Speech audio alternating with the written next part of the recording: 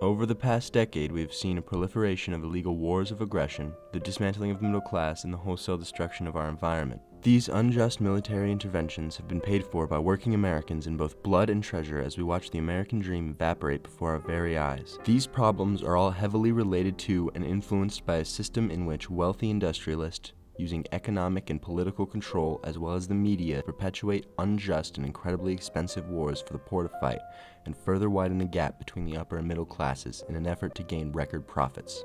In 1961, President Eisenhower warned us against a permanent military industry and the detrimental effect it has. In the councils of government, we must guard against the acquisition of unwarranted influence, whether sought or unsought, by the military-industrial complex. The potential for the disastrous rise of misplaced power exists and will persist. This military-industrial complex, by its inherent nature, perpetuates war and searches out enemies to justify its own existence, blatantly ignoring international law and placing an economic burden on working Americans for a military budget greater than that of the rest of the world combined. Since this system has taken a deadly toll and degraded the quality of life for 99% of Americans, who stands to gain from it, and how has it worked its way into every part of American life? Whether you are considering the industrial base, the petroleum industry, or international banking system, they are all inextricably linked to the military-industrial complex for both good and ill. Military research has led to technological breakthroughs including the computer, the World Wide Web, and the cell phone. However, the price paid for smart bombs, ballistic missiles, and nuclear submarines has placed an unsustainable burden on working-class Americans, and given the corporations who manufacture them undue influence over our government at almost every level and in every state. The collusion of the military and corporations creates an atmosphere ripe for war profiteering, especially when those who decide to go to war are those that stand to gain. War for profit then becomes an inevitably central aspect of our society when left unchecked. Using the new fourth branch of the government, corporate media, Americans have been subject to a massive propaganda campaign, using lies to confuse and instill fear in Americans against our kitschy newest enemy. It has become a norm in our society to base our political decisions on information put out by media with many corporate ties and accountability to nothing but ratings. Globalization, yellow journalism, and propaganda mix into one supremely powerful, influential, and destructive force. As the largest user of petroleum in the world, the unholy symbiotic alliance between the military-industrial complex and the petro-industrial complex has made it even more difficult to end our reliance on foreign oil, and requires the use of the military to protect our precarious oil supply lines in the Middle East. One need not wonder if the United States would enter into a war in violation of international law had Iraq not had enormous oil reserves. Iraq is a perfect, highly publicized example of the atrocities committed and international law obliterated in our name.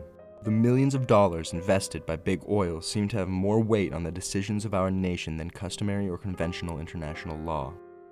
According to the draft articles on the Draft Code of Crimes Against the Peace and Security of Mankind, Article 15 states, "The invasion or attack by the armed forces of a state of the territory of another state, or any military occupation, however temporary, resulting from such invasion or attack, regardless to a declaration of war, constitutes an act of aggression."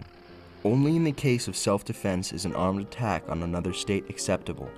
As the terrorist attacks on 9/11 could not be linked with Iraq or Saddam Hussein, there was no grounds for a claim of self-defense.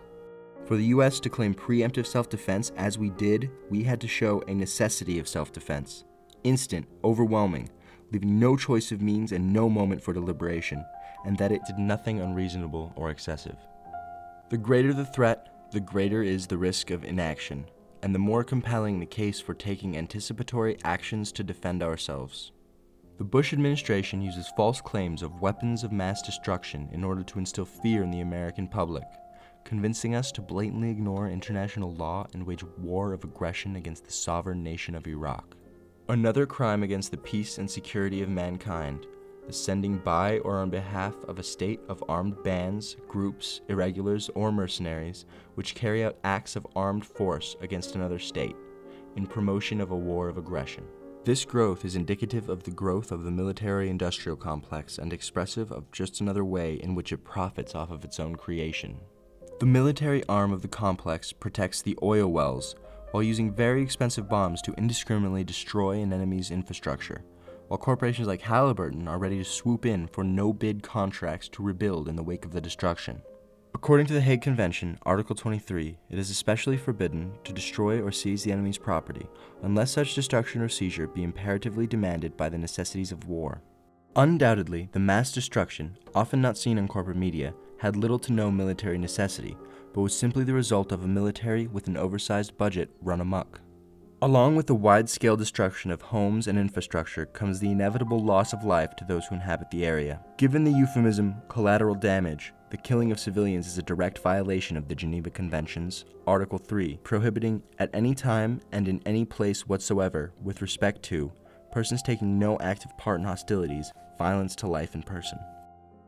We are adding cynicism to the process of death, for they must know after the short period there that none of the things we claim to be fighting for are really involved. The more sophisticated surely realize that we are on the side of the wealthy and the secure, while we create a hell for the poor, a nation that continues year after year to spend more money on military defense than on programs of social uplift is approaching spiritual death. Through this process, the 1% has gained their power over Congress, the Supreme Court, and the President, robbing Americans of their democracy. A very small minority, the 1%, have undue influence over our government, allowing them to avoid their tax burdens, influence appointments to the Supreme Court, and in recent history, by the election of the Commander-in-Chief. America is no longer a democracy, but is in fact a plutocracy, or a rule by the wealthy, as evident by the recent Supreme Court ruling of Citizens United, giving corporations and the richest 1% the right to contribute unlimited amounts of money to influence our elections and legislation. As history has proven, 94% of candidates with the greatest amount of resources are elected. Therefore, giving the richest Americans more power than 99% of the electorate and perpetuating the current system of corporate and military control over America. Because corporate interests are often in direct conflict with the needs of the people and the planet, we must wonder whether either can survive without their voices being heard. This system creates the necessity to deny climate change and perpetuate a petroleum-based economy. But there is hope. As the middle class has been eroded and more Americans have realized that they have been deluded towards their own demise by corporate-owned media and have in fact voted against their own self-interest time and time again, watching their sons and daughters die in wars for profit, the time of change is upon us, as the middle class has suffered as never before, losing their homes, retirement accounts, and worrying day to day about survival. As a result of the right-wing sweep in 2010, attacks on unions, and the transfer of immense wealth from the middle class to the top 1%, America is waking up. The Occupy movement has created more awareness in 6 short months than previous protest movements attained in decades. America is fighting back. Through campaigns like the 99 Pledge created by Occupy Santa Fe, which calls upon candidates to commit to level the electoral playing field, ending forever the right of the 1% to expend money to influence our elections or legislation. Using the pledge, the New Mexico legislature passed House Memorial 3 and Senate Memorial 4, calling on the U.S. Congress to reverse the Citizens United ruling of the Supreme Court, making it only the second state to do so. Another campaign is the 99 Spring that holds workshops to educate the public about these matters in an effort to open their awareness and sphere of influence to help speak out against and correct the injustice proliferated by the military-industrial complex. The 99 Spring is a rising of progressive groups around the country and the world set for this spring as millions realize that they have lost their democracy and are demanding it back. The spring unions, religious groups, and progressive political organizations are binding together and rising up to reestablish the voice of the middle class in the 2012 elections to overcome the unquestioned control of the wealthy over our government. We must never let the weight of this combination endanger our liberties or democratic processes.